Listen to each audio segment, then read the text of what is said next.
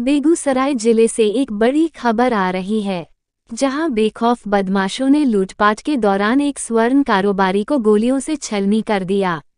कारोबारी अपनी दुकान बंद कर घर लौट रहे थे, तभी बीच रास्ते में घेर कर बदमाशों ने उनसे लूटपाट की और जब कारोबारी ने विरोध किया तो बदमाशों ने उन्हें गोली मार दी। घटना मुफस्सिल थाना क्षेत्र के हरदिया के पास की है। अपराधियों की गोली से घायल स्वर्ण कारोबारी को इलाज के लिए बेगूसराय सदर अस्पताल में भर्ती कराया गया है। घायल कारोबारी की पहचान रतनपुर थाना क्षेत्र के तरवाना निवासी कैलाश शाह के बेटे भीम कुमार उर्फ अमृत कुमार के रूप में की गई है।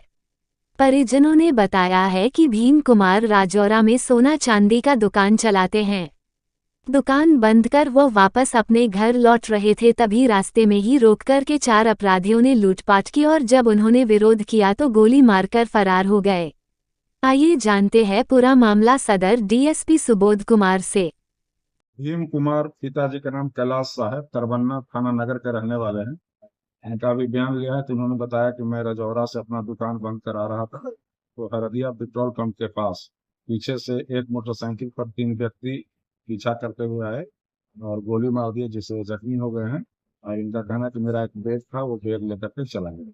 क्या लग रहा है लूटपाट की नियत से ही अपराधियों के द्वारा जैसे इन पर गोली फायर किया गया है या कुछ लोगों के द्वारा बताया जा रहा है कि इन पर जानलेवा हमला किया गया है, लेकिन अभी कांड अनुसंधान अंतर्गत है। विशेष जांच करने के बाद ही बताया जा सकता है क्या सच्चाई। कितनी बैग गोली में मारी क्या गई? था? 4 या 5 गोली लगने की बात बताई जा रही है।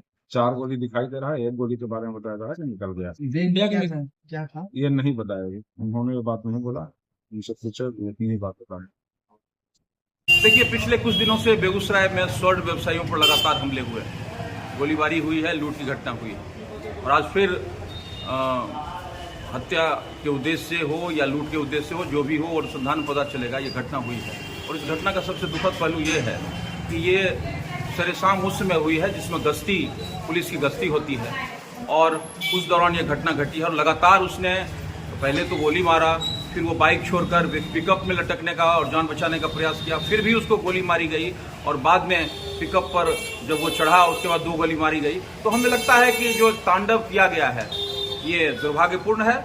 और साथ साथ मैं ये भी जोड़ना चाहता हूँ कि चुनाव के समय में जो लोग अपराधियों का सहारा लेकर हथियार जमा कर रहे थे, लगता है चुनाव के बाद उसका प्रयोग शुरू हो गया है। और इसकी सूचना हमने लगातार पुलिस अधीक्षक को दी है कि जिस तरह से हथियार का प्रदर्शन हो रहा है तो चुनाव के बाद ये हिंसा बढ़ेगी और घटना घटेगी। इसीलिए मैं पुलिस अधीक्षक से मांग करता हूँ कि ऐसे तमाम अपराधियों पर शिकंजा कसा जाए और साथ ही साथ उन पुलिस ऑफिसरों को भी सतर्क किया जाए जिनको गश्ती पर ड्यूटी तो लगाई जाती है लेकिन चाय की दुकान पर बैठकर चुस्की लेते रहते हैं। तो आने वाले दिनों में जब चुनाव खत्म होगा, रिजल्ट आएगा, तो बेगूसराय में और बिहार में सुशासन का राज होगा और जो पुलिस अधिकारी गश्ती के नाम पर चाय की दुकान पर चुस्की लेते हैं उनकी भी खबर ली जाएगी।